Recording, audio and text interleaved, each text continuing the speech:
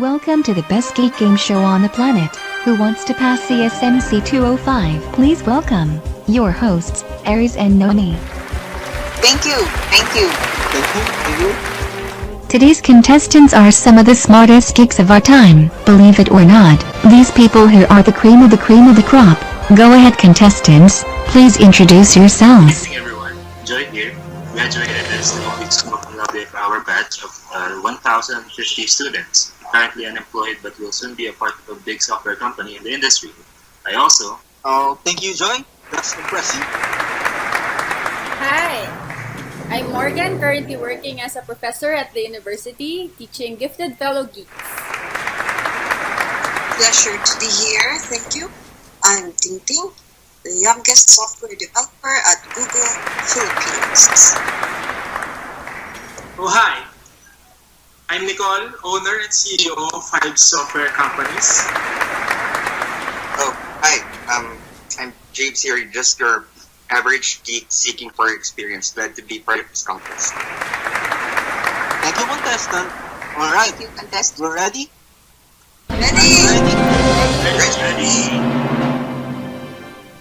First category is focus on how different computers or nodes access a shared medium in a broadcast network. Question in this category will focus on medium access protocols. Question number 1. What fixed assignment technique allocates a fixed frequency band to each station? A. CMSA, B. CDMA, C. FDMA, or D. TDMA? Go ahead, Joy. Of course, it's obvious. FDMA, Frequency Division Multiple Access. I knew it.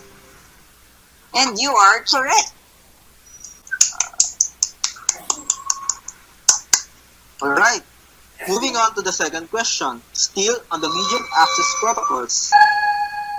Under what category of the medium access protocols reservation aloha scheme? A. Fixed assignment technique, B. Random assignment technique, C. Demand assignment technique, or D. Mixed strategies? Yes, Morgan, let's hear it from you.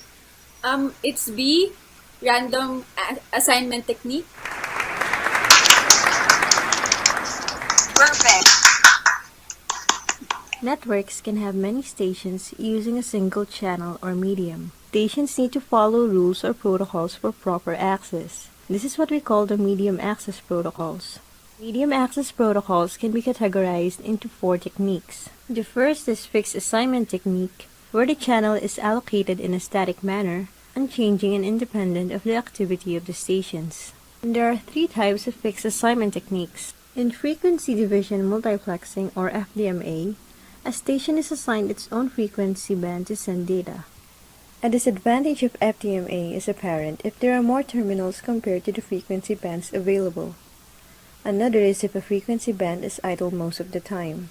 In time division multiplexing, all terminals use a single frequency band, but are each assigned a time slot called an epoch.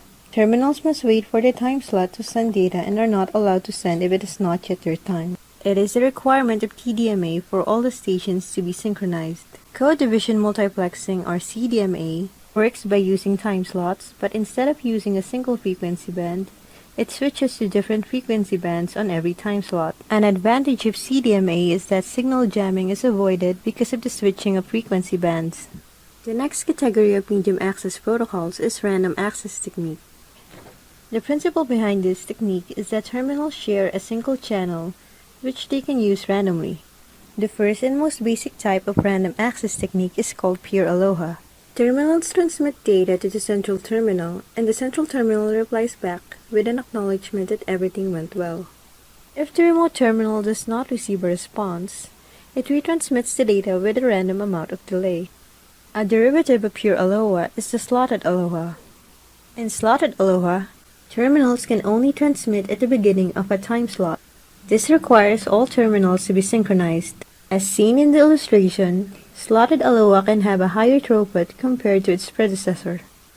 The last type is the carrier-sense multiple access. The principle in CSMA is that all terminals are listening to the channel. Sensing that a channel is available, a terminal may immediately transmit. However, when the channel is busy, a terminal may wait for the channel to be available and immediately transmit once idle, wait for the channel to be available and transmit with probability P once idle, schedule a retransmission at a later time. CSMA can have a collision detection feature wherein during collision, affected terminals transmit a jamming signal, warning other terminals that a collision occurred and aborting their transmission. The third category of medium access protocols is demand assignment technique. The principle behind this technique is that the channel allocation is based on the needs of the contending stations. This falls under two categories: central control and distributed control. The difference between these two is the existence of a central controller. A type of central control is the use of polling systems. The central controller asks each station if they have anything to send. If the station has nothing to send, it gives a negative reply, or in some systems, doesn't give a reply at all. Another type of central control uses circuit-oriented systems. Here, FDMA or TDMA subchannels are assigned by a central controller based on demand. Distributed control has two big advantages over central control. The first is the lack of a single point of failure in the form of a central controller. The other is an improvement in performance. Here are three kinds of distributed control techniques. Reservation Aloha, which uses slotted Aloha. Here, the slot is reserved for the same station in the next round. Round-robin reservation scheme uses TDMA channel assignment. Unused slots are given to active stations or those with filled queues. First in, first out reservation scheme allows reservation of slots before data can be transmitted. This is done via reservation slots, which frees the data slots from conflict. The final category of medium access protocols is mixed modes and adaptive strategies. Techniques under this employ a mixture of other methods and adapt according to demand. An example would be the system used for packet satellite channels, where uplink channels may use slotted Aloha and downlink channels use TDMA. Another is RUC or reservation upon collision, wherein the basic principle is to switch between a contention mode and a reservation mode. This technique may use CDMA or TDMA to fill up the subslot used for reservation. Okay, contestants, ready for the next category? Ready! In this next category, we deal with IEEE 802 LAN standards. These are standards that cover the physical layer specifications of technologies from Ethernet to wireless, specifically in a LAN setting. Question 1. Token ring uses a blank to pass a stream of data in a network. A. Full duplex. B. Broadcast. C. CSMA CD. Or D. Token. Easy! Yes, Ting, go ahead. It's D. Token. Is this correct? Token ring LAN technology is a communications protocol for local area networks. It uses a token, which is a special 3-byte frame that travels around the logical ring of workstations. This token passing is a channel access method, providing fair access for all stations and eliminating the collision of contention-based access method. This is a simple representation of a token ring. Say, for example, machine 1 wants to transfer data to machine 4. Machine 1 has to secure and capture the freely circulating token, write the data, and machine 4's address on it. Token will then be sent to machine 2, and machine 2 will check what the recipient's address is, and since the address will be for machine 4, machine 2 will then forward the token to machine 3. Machine 3 will repeat the process and forward or pass the token to machine 4, and since machine 4 is the correct recipient, it will now read the data. At this point, machine 4 will have to send an acknowledgement to machine 1. The token with the acknowledgement will then be sent to machine 5, and machine 5 will check the token's recipient address, and since the address is for another, it will forward the token to machine 6. Machine 6 will repeat the process and will pass the token to machine 1. Since machine 1 is the correct recipient, it will read the acknowledgement and will now release the token. This is how it looks like in action. Great job, Ting! Alright, next question is still under category 2. What is the minimum size of an Ethernet frame? A. 64 bytes, B. 16 bytes, C. 32 bytes, or D. 128 bytes? Go ahead, Nicole. I got this. A. 64 bytes. Is it really 64 bytes? What is the minimum size of an Ethernet frame? 64 bytes. A data packet on an Ethernet link is called an Ethernet packet, which transports an Ethernet frame as its payload. The minimum size of an Ethernet frame is 64 bytes. The breakdown of this is destination address 6 bytes, first address 6 bytes, frame type 2 bytes, data 46 bytes, PRC checksum 4 bytes. The minimum number of bytes passed as data in a frame must be 46 bytes. If the size of the data to be passed is less than this, then padding bytes are added. The maximum size of an Ethernet frame is 1518 bytes. Well, you got it right, Nicole. Good job. Okay, next question. Under IEEE 802 standards, our third question is, in 802.5 frame fields, what does AC, access control, containing or indicate? A, start indicator of the frame. B, identifies the station that sent the frame. C, contains a token bit, priority bits, monitor bit, and a reservation bit. Or D, contains invalid differential Manchester symbol. Gab? This is tricky, but I got this. C is the answer. Contains a token bit, priority bits, monitor bit, and a reservation bit. The priority bit allows the station to transmit if the station's priority number is less than or equal to the number of priority bits. The token bit identifies whether it is a token frame, a MAC, or an LCC frame. The monitor bit is set by the active monitor to indicate that the frame has already passed by an active monitor. And lastly, the reservation bit is where the stations can reserve the next token if it does not qualify to transmit because of a lower number in the priority bits. And you're correct. Okay, we're done with 2 categories. That was quick. I know, right? This question must be too easy for them. Let's try making it harder, shall we? Okay, let's start with the next category. Questions now focus on the network layer and internet protocol, which is concerned with moving packets from one end up to the other end. Question 1. Give 2 examples of algorithms to figure out the best path of sending packets from source to destination in a network layer. Go ahead, Nicole. I know, this is easy. 2 examples are the Dijkstra's algorithm and distance vector routing. You are good. Let's dig into this. These 2 algorithms are used in the network layer to figure out which path packets will take from source all the way to destination, which is one of the network layer's main tasks. This is used in connectionless services. Dijkstra's algorithm is used to figure out the shortest path between 2 nodes in a network. This may be in terms of distance or some other criteria. It basically figures out the shortest path in the network in this algorithm. First, all nodes are marked tentative. Source is 0, and all others are without value. And then, we enter the while loop. While there are tentative nodes, starting with the current node, consider all its neighbors and calculate their tentative distances. If a smaller number comes up, assign it as the new value. When all the neighbors of the current node are visited, mark it as visited. A visited node will not be checked again. Lastly, we select the unvisited node that is marked with the smallest tentative distance. Set it as the new current node. Here is the execution in a nutshell.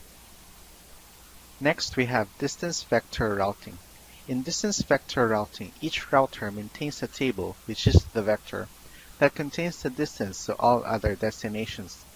This table is used by the router to determine the quickest path to the destination. The router will first have information on the distances of its neighbors. Here is a sample for node A. The distances of the other routers are calculated based on information passed from its neighbors. From the information passed from the neighboring nodes, the node can calculate the distances to the other nodes. Just like in Dijkstra's algorithm, we will use the path with the shortest distance. For example, in calculating the distance from A to D, we will check first all the nodes that lead to D.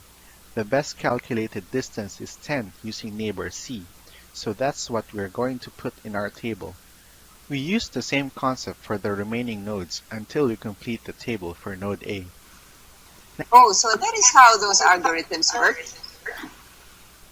Looks complicated at first, but becomes easier when you get the hang of it. Okay, let's move on to the next question.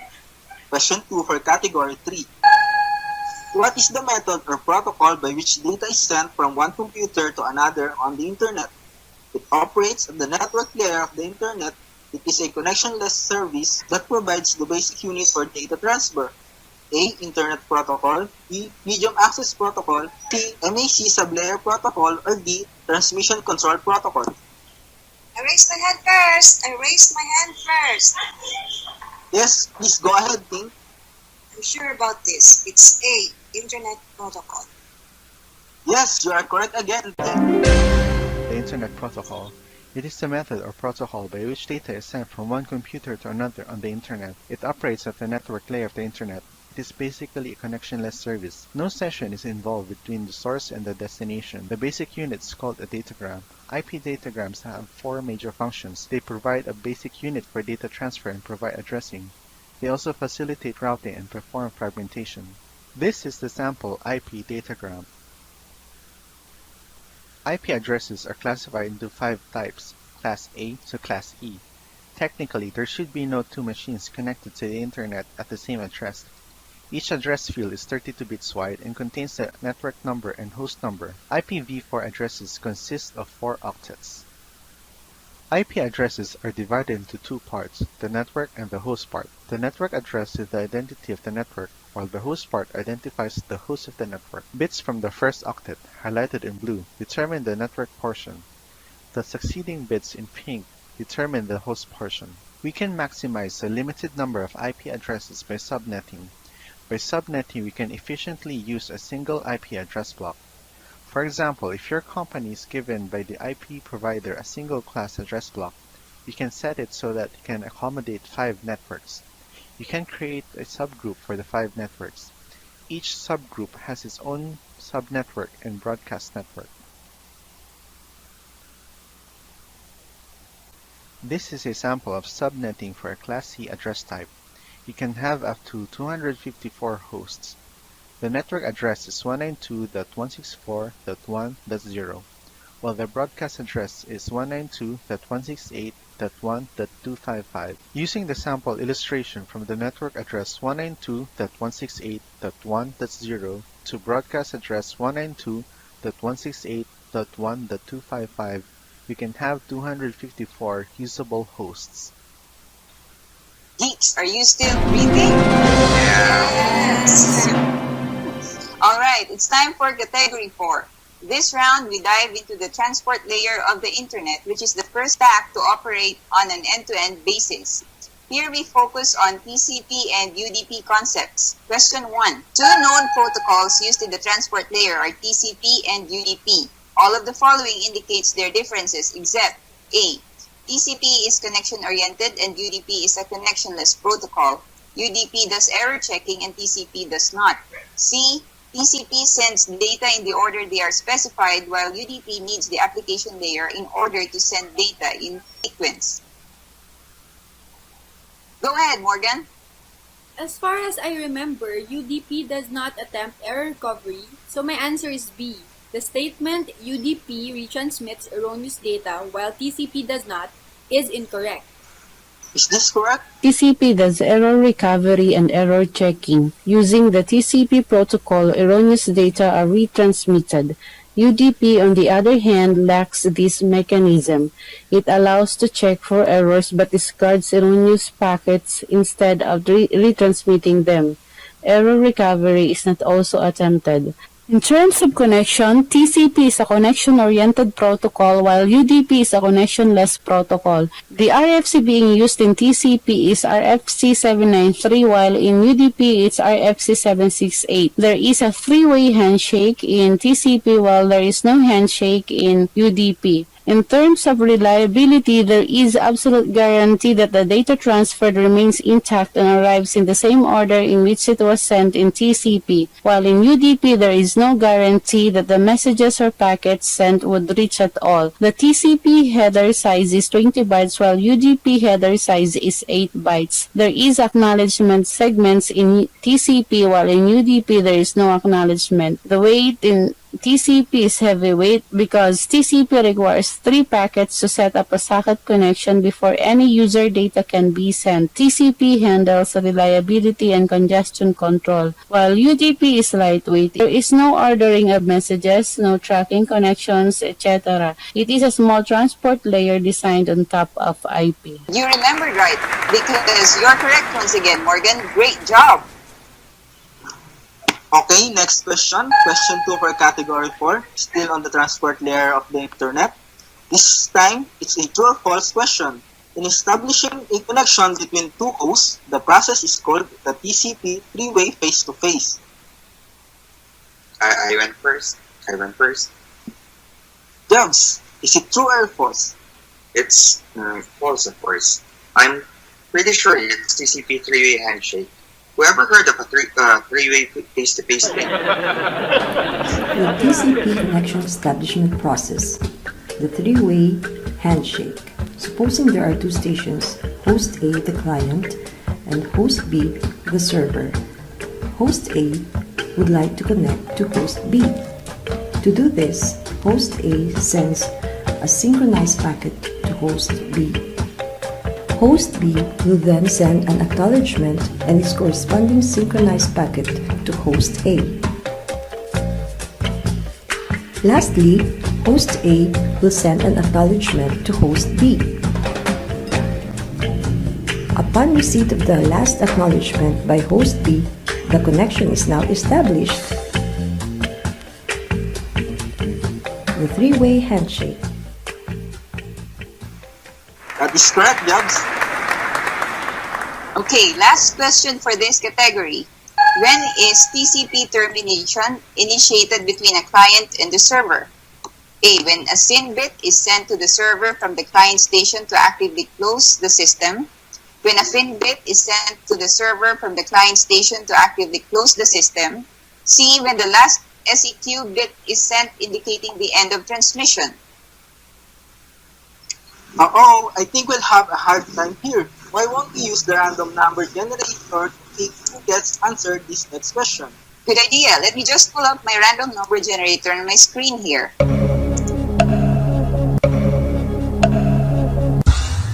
Okay, Morgan, you're lucky. What is your answer? B. TCP termination is initiated when a FIN bit is sent to host B from host A to actively close the system. Can this be correct? Termination of connection is initiated when a FIN bit is sent from the client to the server. Both the FIN and ACK bits are required in terminating a connection between two stations. The application layer from the client station sends a signal down to its transport layer that the connection is no longer needed with the server. The TCP of this station sends a FIN segment to the server and waits for acknowledgement. This indicates that it is done sending data. The server receives the FIN segment and acknowledges it by sending back an ACK bit. In the server station, the received FIN bit is passed on to the server's application, signaling the end of file transmission. The application finishes its processes and closes its socket, causing the server's TCP to send its own FIN segment to the client station. When the FIN bit is received at the client's end, the client station sends back an ACK segment to acknowledge the FIN segment from the server. The server closes its connection after it receives the ACK signal. After the timer runs out waiting from the server, the client station closes its connection. At this point, connection termination is complete. As you can see, it takes two pairs of packets to completely terminate the connection. In this situation, the client station performs an active close and the server performs a passive close. Awesome! You're one lucky girl, Morgan, because you're now leading the group with 1 point. Close fight we have here. Listen up, contestant, because we're about to enter the last category of this game show. This could be the deciding question for you to win. Are you ready? Ready! In the last and final category, we deal with the most obvious layer from an end-user point of view, the application layer of the internet. Question 1 for category 5. Which item is not a web server? A. IIS, B. Apache, C. Opera, D. Nginx.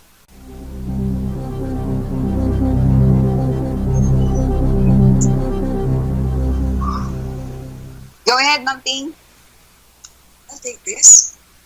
C is the answer, I'm sure. Looks confident, Ting. Let's see. Correct answer is the letter C, Opera. Opera is a web browser developed by Opera Software, while the other three, IIS, Apache, and Minx, are all classified as web servers. IIS was developed by Windows, Apache by Apache Software Foundation, Minx by Minx Software. So what is the web server? It is a server-side program that uses Hypertext Transfer Protocol to serve the requests from web browsers. Here are some of the associated terms to web server in the World Wide Web. Web browser is a client-side application that is used to search and explore websites. An example is Internet Explorer or Mozilla Firefox. Domain Name System or DNS serves as a translator of domain names into IP addresses. An example is www.google.com. Has an equivalent IP address 220.255.0.251. Uniform Resource Locator or URL is a reference to a resource on the Internet. Hypertext Transfer Protocol or HTTP. It is the rule of transaction between the client and the server. Hypertext Markup Language or HTML is the language used to describe how a document should be formatted on display.